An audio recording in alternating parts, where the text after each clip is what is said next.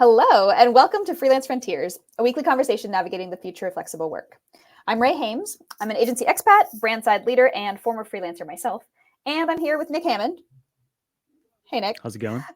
Who is a career freelance creative turned coach. We're here to chat about both sides of the freelance relationship, and we hope that our listeners will find something that helps them smooth out the bumps along the road working with and as freelancers. And if you have feedback, insights, questions, or would like to join us on a future episode, drop us a DM. Today, we are diving into a topic. You want to tell them about the topic, Nick? Go Sure. for it. Today, we're going to be talking about how managers measure the success of their freelance teams, both in terms of impact, productivity, and value.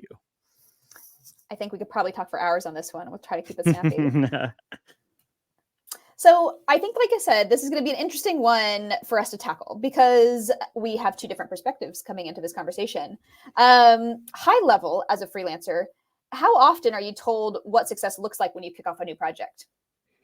Yeah, I think, to be honest, very rarely. And usually I have to kind of ask a slew of questions before I can actually tease out the answer to that question, which is an unfortunate answer, but I think it's the truth. Yeah. And the second question that I have is like, how often, when you are told what success looks like, how often is it relevant to business goals? I think that's even more rare than actually having that kind of listed up front. And again, I think I usually have to be the one to kind of ask more questions to tease that out into the discussion. And sometimes I even have to kind of reorient the project or the brief to really be focused on that sort of thing to make sure that ultimately we're kind of heading in a direction that makes sense. Yeah, I think that sounds spot on from my perspective. My general sense, both, I've hired tons of freelancers. I've run plenty of teams.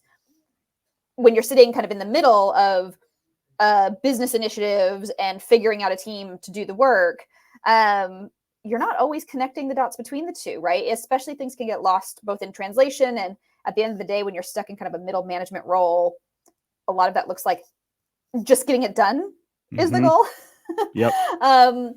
And my sense is that generally businesses who hire freelancers are looking at it through that really narrow short-term lens. Like, is this team cheaper than hiring a full-time staff? And can they get the work done? Yes or no? What I think is really interesting is where I think the industry is starting to head. And I think that is headed towards a more sophisticated, longer range view of how we measure freelance success. But I think we're in really early days of seeing systems and processes that can help enable brands to see what impact their freelance teams are doing.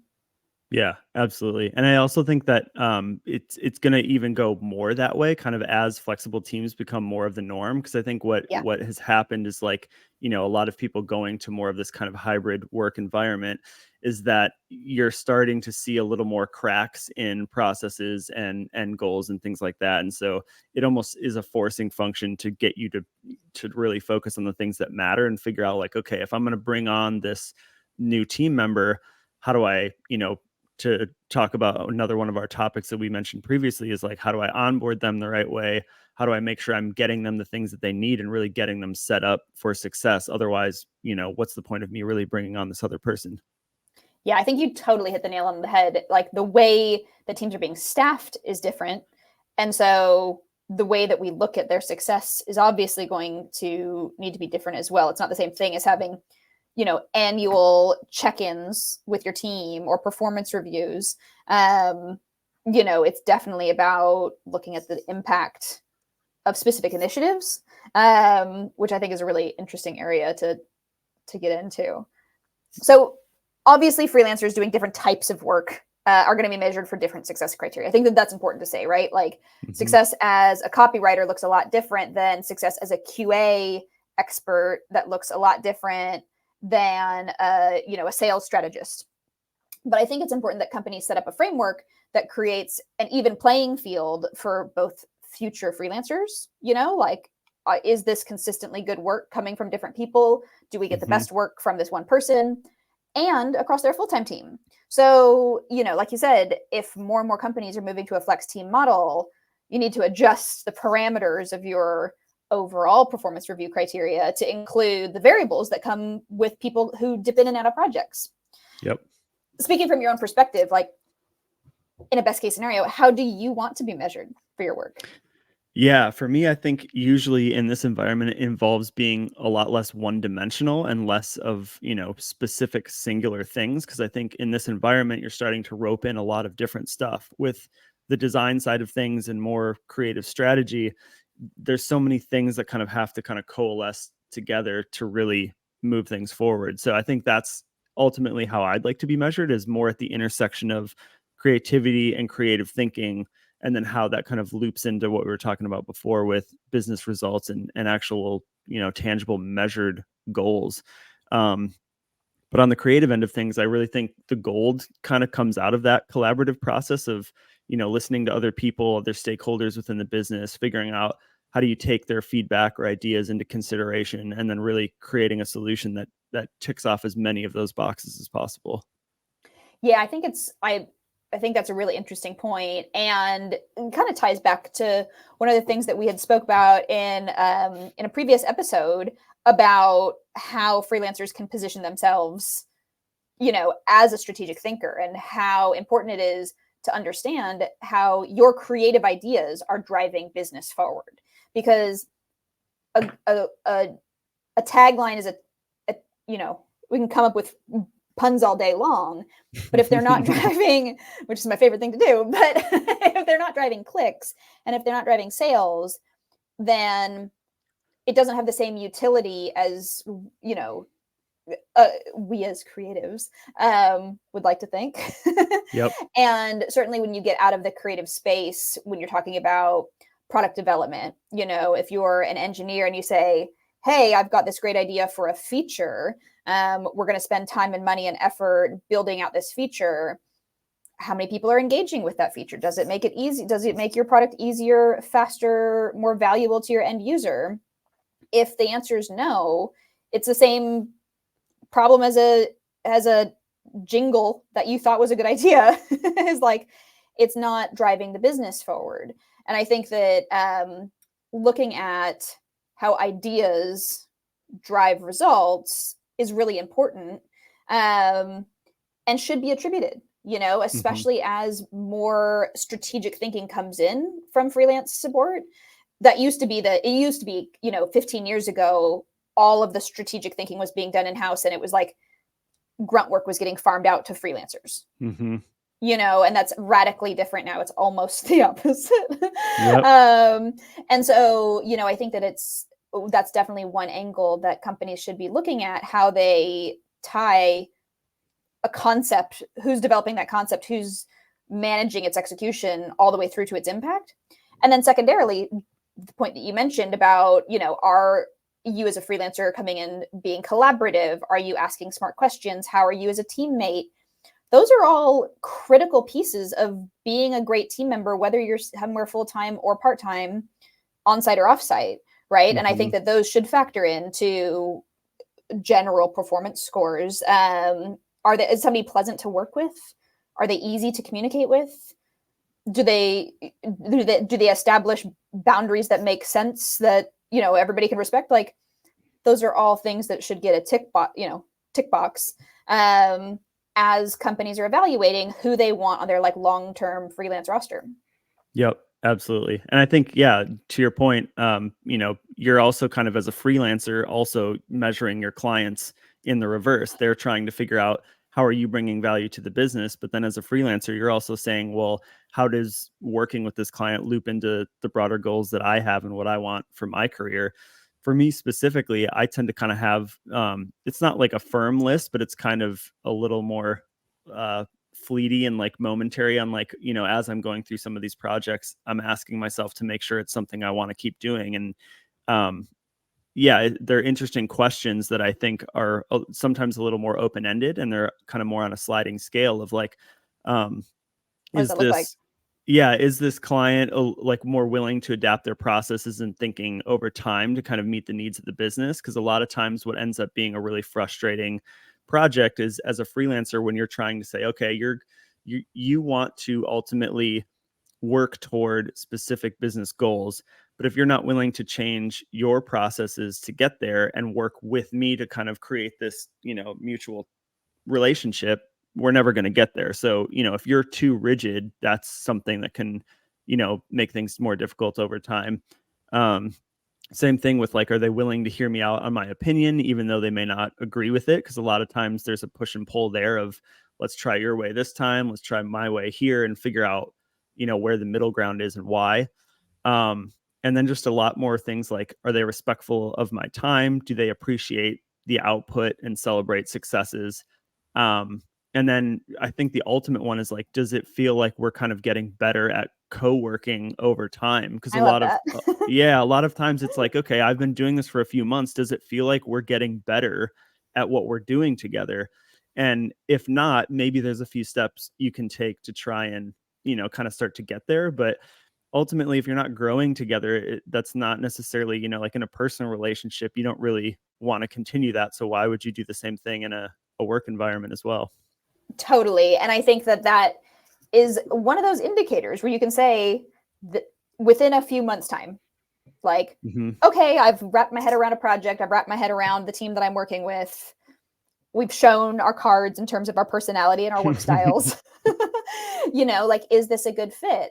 And I think that that's one of the highest level values of being a freelancer and using freelancers to begin with, is being able to have a very transparent dating process, if you will. Yeah. Because I think that when, in kind of an old fashioned 9-to-5 full-time job world, you're interviewing, everybody's putting on, their nicest outfit. Everybody's putting on, their best manners are on display, but it's for such a short time period. And it has nothing to do with how you actually work day to day. And what you just said right there, does it feel like we're getting better at this? Does this feel like this is something that I want to continue? When you're freelance, you have the freedom to say, I don't want to sign the next contract. I don't want to move forward with this thing, or I'm only going to do it if X, Y, and Z happens. And the benefit of that is like, it's no harm, no foul. It's not like, the damage that can be done when you take a full-time job and you quit 3 months in. Yep. Because the expectations are different. And so just on the sheer truth of you're working from a different set of expectations of a relationship, I think opens up the door for it to be a much healthier atmosphere in that respect. Yeah. I think ultimately, go on. I was going to say ultimately too, like it's interesting on the freelance side too, because from what I've experienced, I had always kind of thought just through the network that I had kind of been a part of is like, oh, the ultimate goal is freelancing. But from what I've experienced in conversations with at least other people in creative fields is that it's not necessarily freelance being the goal, but they're using freelance in the capacity that you're talking about, which is like, I'm going to vet a few clients and bring in some money while I'm maybe between full-time roles. And they're using it as a way to kind of understand, is this a place I want to, bring on more hours with? And then when they find one they enjoy, that's when they really start to dive in. So it is going to be interesting to see how that plays out over time too, if, more flexible teams become more of the norm. Yeah. And ideally, in my kind of perfect future world, what that opens up is that those flexible teams, everybody's totally opted in to play, to being there in a specific capacity. They have a chance to dial in. Are these the right players? Is everybody meshing well together? And it's truly a system that, because of the transparency involved, because of the inherent freedom that everybody has on that team, it's a stronger team because of it. Yep. It was funny too. I think I actually just read somebody tweeted this like right before we got on this call, was like, it's as you scale a business, it becomes less about bodies and more about brains. And it's like, you're trying to put people in roles that they actually want to be in long term, because ultimately, like, everyone benefits in that situation versus just saying, I need a warm body here to just do this thing for a while, Right. regardless of how long they're actually going to be there. Yes, definitely. And over time, those people have the context of the business. They understand, what has been done in the past and what worked and what didn't work, and they can build from there. But also having the kind of, the freedom to come to the table with new ideas and suggestions outside of your like day-to-day push this button role is rewarding for everybody, and almost always comes up with better solutions than any one person is going to come up with on their own. Yep. I couldn't agree more. I think the only thing that I would add to your list, and then we can talk about wrapping up this episode. Like I said, I knew we could talk all day about this. But I think one of the things that is really important for freelancers to ask for and to chase down, and for companies to build systems for how they share this out, is sharing the results of what a freelance based project did. In my work, certainly as a freelancer, and as I've vetted tons of freelancers myself, one of the things that I'm always looking for is like, well, what is the impact that your work has had?